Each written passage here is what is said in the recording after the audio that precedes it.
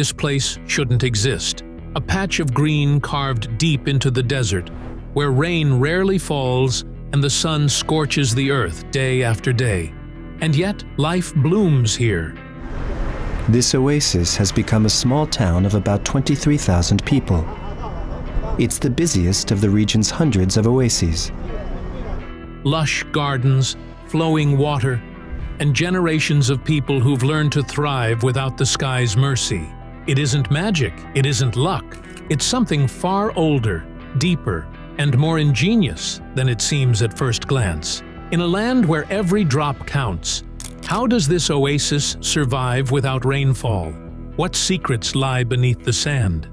This is the story of a desert oasis that never needed rain. Let's find out. The enigmatic oasis. Tucked away in the heart of southern Algeria, far from the glittering lights of modern cities, lies a place that feels like a dream stitched into the sand.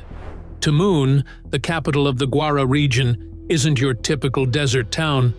It's the busiest among hundreds of oases scattered across this vast arid land. With a population of around 23,000, it pulses with life in a place that, by all logic, should be lifeless. Surrounded by an ocean of dunes and a silence that hums louder than words, Tamoon stands out.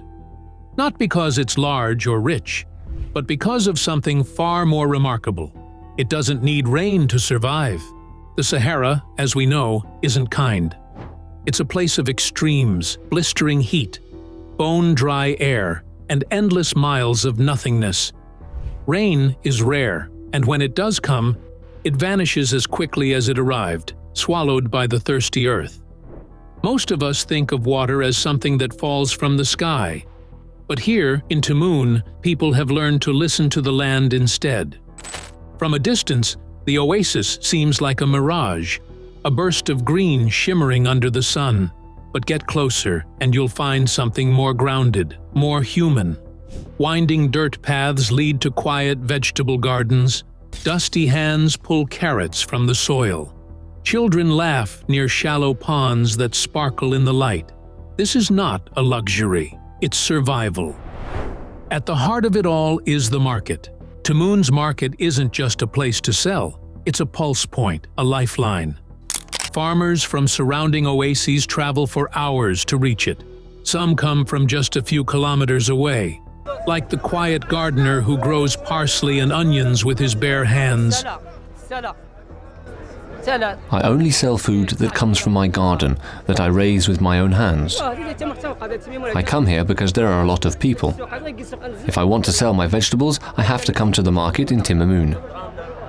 He doesn't own a truck. He doesn't rely on middlemen. He walks, vegetables stacked in sacks, guided by the promise of people. I live in a small oasis 12 kilometers away, but there's no market there. There are only vegetable gardens. His village, just 12 kilometers from Tamoon, has no market of its own. Only gardens and silence. If he wants to sell, he must come here, and he does, again and again. Because this is the only place that listens to his labor. But this oasis isn't just a dot of commerce or agriculture. It's a testament to ancient wisdom. Unlike modern cities that rise quickly and forget even faster, Tamoon has grown slowly, like a tree leaning toward hidden light. Every pond here tells a story. Every canal carries the echoes of generations. Even the water, as strange as it sounds, is never taken for granted. It doesn't come from clouds, it comes from beneath, guided by underground channels or fagaras that stretch like secret veins under the desert. Gravity pulls it along, human hands guide it, and trust keeps it flowing. It's easy to romanticize a place like this, but the truth is far more grounded. This is not an oasis built on fantasy. It's built on sweat, memory, and a deep respect for balance between man and earth, between tradition and change. As you walk through Tamoon, you'll notice the contrast. Palm trees sway gently beside crumbling mud walls. Camels rest beside market stalls filled with bright vegetables. There's something oddly Mediterranean about the colors, the smells, the pace. And yet, the desert is never far. It lingers at the edges, waiting. Tamoon isn't just a town, it's a question. A question carved into the sand. Can life endure without the things we take for granted? Here, the answer is yes. But it's a yes whispered carefully, maintained daily, and passed from one generation to the next like a sacred story. And this is only the beginning. The real secret of this desert oasis lies underground, in a system older than memory, more fragile than we think, and more essential than most of us realize. Let's go deeper. Unveiling the secrets of survival. In Tamoon, rain is a stranger. Seasons come and go, but the skies remain mostly dry, the clouds thin and fleeting. And yet, every morning, the ponds in the gardens are full. Lettuce, onions, and parsley rise from the soil like soft defiance. To understand how this is possible, you have to go beneath the surface, literally. Below the sand lies a world most will never see. A network of underground water channels called phagoras stretches like arteries through the earth.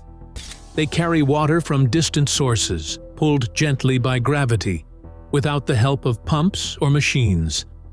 It's a silent, patient system, and it has been working for centuries. Each phagora begins at the base of a foothill, where ancient groundwater still lingers, stored from wetter eras long past.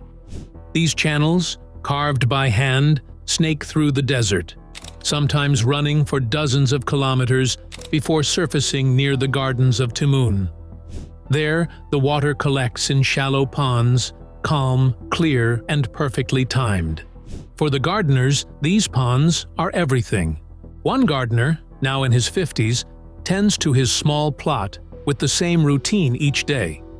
He wakes before the sun, checks the pond, clears out any sand that might be blocking the channel, and waters his crops by hand. His hands are worn but steady. He speaks little, but when he does, it's always about the water. "I don't know how long my family has lived here," he says, squinting at the horizon, "but I know this pond has always been part of our lives." His voice carries the weight of generations. His grandfather lived here, and so did his father. And now he carries on, not just with the farming, but with the responsibility of keeping the water flowing. It's a job that doesn't allow for laziness. One day without water, and the crops begin to fade.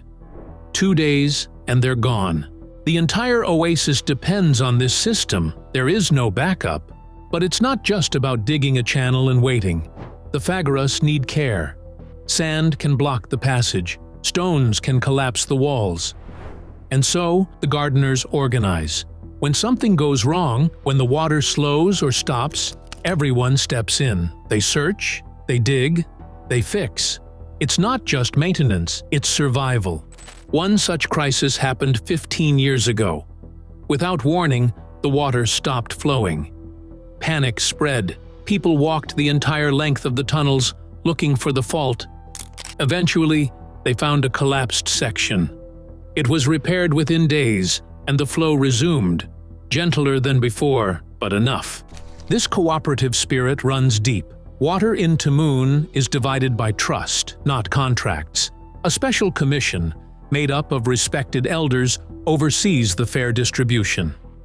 Only a few people are allowed to measure and adjust the flow. These men are chosen not for power, but for wisdom. Most are over 50. They've spent their lives learning how to read the flow, understand the balance, and protect the system from abuse. For one man, the gardener mentioned earlier, that time has come. His uncle, a long-standing commissioner, has begun passing down the knowledge, how to read the ledgers, how to adjust the flow, how to listen when a gardener says something isn't right. This isn't a promotion, it's a burden, a sacred one. You don't take over a phagora by ambition, you inherit it through humility. The gardener knows this. He knows that water is not just a resource, it is a promise. A promise that generations before him kept, and one that he must now pass on. Whether his children will follow is uncertain. Most of them are in school. Some dream of cities, of easier lives. He doesn't blame them, but deep down, he hopes at least one will choose to stay. One would be enough. In the desert, land means nothing without water. And water means nothing without care. This delicate balance between earth and hands, between old and young, is what keeps Tamoon alive. And as the world grows thirstier, the lessons buried in this oasis become harder to ignore. Now, first, like always, be sure to hit the like button down below. It helps us out tremendously with the reach of this video. Thank you. Lessons for a water-scarce world. The world is thirsty. Across continents, rivers are drying up, lakes are shrinking, and cities once rich with water now live under restriction. From sprawling megacities to quiet farming villages, the warning signs are everywhere. Groundwater is vanishing. Rain patterns are shifting. And for many, water has become a resource they fear losing. But long before the world began to panic, the people of Tamoon had already built a quiet answer, one carved into sand, guided by gravity, and protected by the community. This oasis doesn't rely on modern engineering. It has no massive dams or computerized systems. Its secret lies in something older, something far more fragile and profound: the Phagora. These underground canals, dug by hand generations ago, still guide water into the heart of the oasis. No motors, no electricity, just carefully sloped tunnels and the gentle pull of gravity. Each day, water travels through these ancient veins to fill small earthen ponds beside family gardens. There is no rushing, no waste, only balance. And here's the part that matters most. It works. In Tamoon, water is managed not by machines, but by people. Not by contracts, but by trust. A council of elders oversees the flow. They don't just measure how much each gardener receives, they understand why. They know which plots are struggling, which ponds need adjusting, and when something feels off. Their decisions carry weight not because of force, but because of respect earned over a lifetime. This isn't just a water system. It's a relationship between people, land, and time. In a world where water has become something we expect on command, Tamoon's approach feels almost radical. Here, nothing is guaranteed. Gardeners wake up every day unsure of how full their pond will be. If a blockage happens, they fix it. If a neighbor is in need, they respond. They do it not because someone told them to, but because the entire system depends on everyone doing their part. It's a model built on shared responsibility, and that makes it remarkably strong. Elsewhere, the search for water has become a race: more wells, deeper drilling, faster consumption. But the lesson from Tamoon is different. It teaches us that water security doesn't always come from more.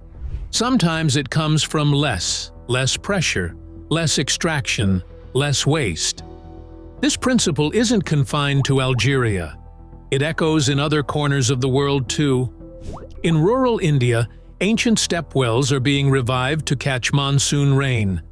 In Chile's arid hills, fog nets pull drinkable water from thin air. In Kenya, sand dams preserve water beneath dry riverbeds. These solutions aren't flashy, but they work, and they all share the same root idea. Listen to the land, not just the data. Tamoon reminds us that the future of water isn't only about technology, it's also about culture, about how people think, act, and care. In the oasis, water is not a commodity. It's a rhythm, a ritual, a shared breath between generations. This mindset is rare, but it may be exactly what the rest of the world needs. Because as the crisis deepens and the water race intensifies, the answer might not be in doing more, but in doing better.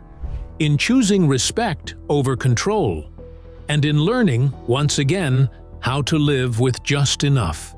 Tamoon has done it for centuries. Quietly, patiently, and maybe, just maybe, it's time the world listened. The oasis in a changing climate. Even the most enduring systems can begin to crack under new pressures. And Tamoon, for all its balance and quiet wisdom, is not immune to the changes sweeping across the planet. Climate change doesn't announce itself in deserts, with melting glaciers or rising sea levels. It whispers differently here, through slower water, hotter days, and longer seasons of uncertainty. The Phagoras, once filled with steady pressure, now flow more timidly. The ponds that once overflowed before sunrise take longer to fill, and people are beginning to notice. The problem isn't always drought, it's a competition. As more households in Tamoon seek modern comforts, like running water in their kitchens and bathrooms, new wells have been dug, tapping into the same underground sources that have fed the Phagora tunnels for centuries. But unlike the gentle pull of gravity used by the ancient system, these new wells rely on pumps, draining water faster than nature can replenish it. The balance is tipping.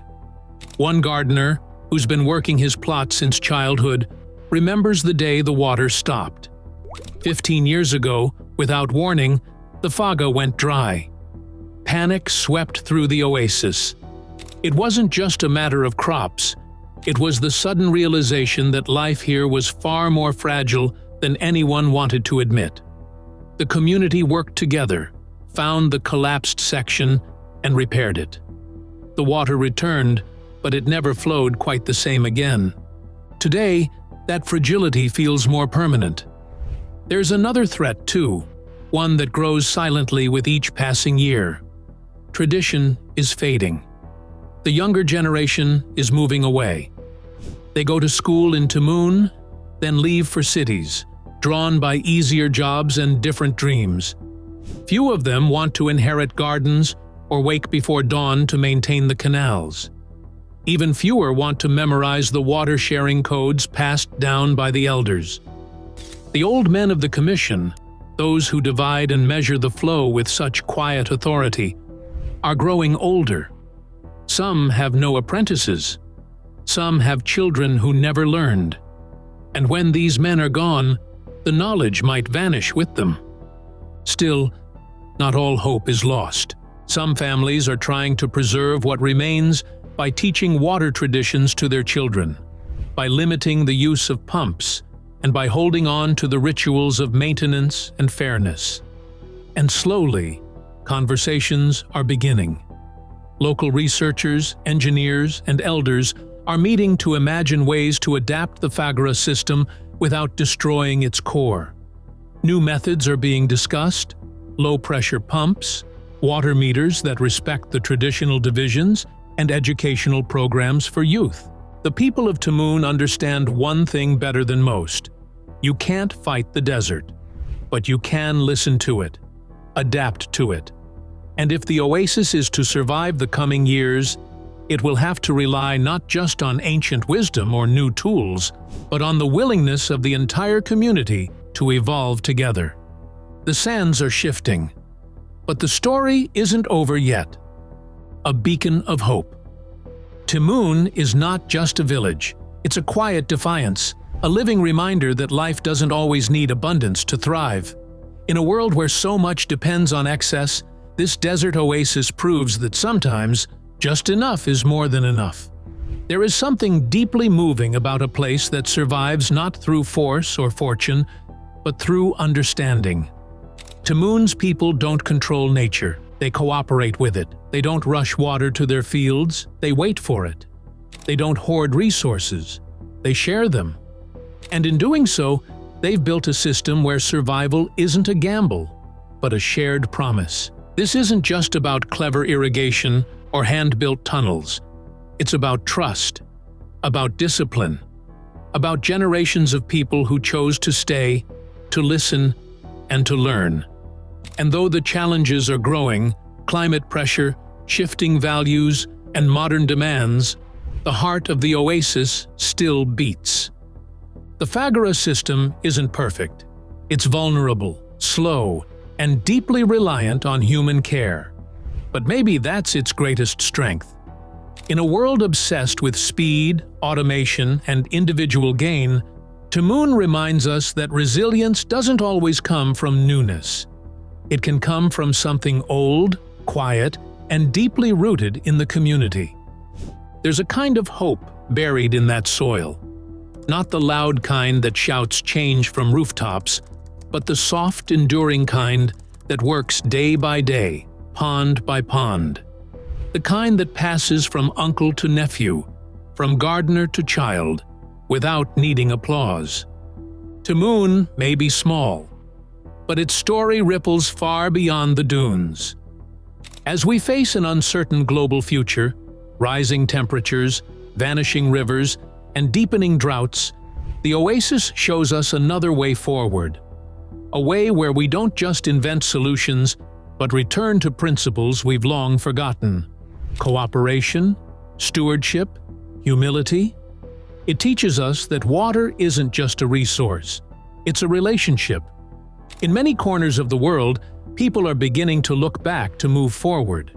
They're restoring old aquifers, reviving rainwater harvesting systems, and building community-run water networks. These are not high-tech miracles. They are Tamoon-like acts of quiet rebellion against waste and short-term thinking. And perhaps that's the real message of the Oasis. That in the harshest places, with the slimmest odds, life still finds a way if we let it. If we work with the land, not against it. If we understand that survival is not a solo act, but something deeply shared. Tamoon isn't just surviving the desert, it's outsmarting it. Not through power, but through patience. And in that lies the most powerful truth of all. The future doesn't belong to those who control nature. It belongs to those who understand it. Because even in the driest corners of the earth, where no rain falls and the heat never ends, hope can still grow. All it needs is water, and someone willing to listen. In a world racing toward uncertainty, Tamoon stands still, quietly thriving where survival should be impossible.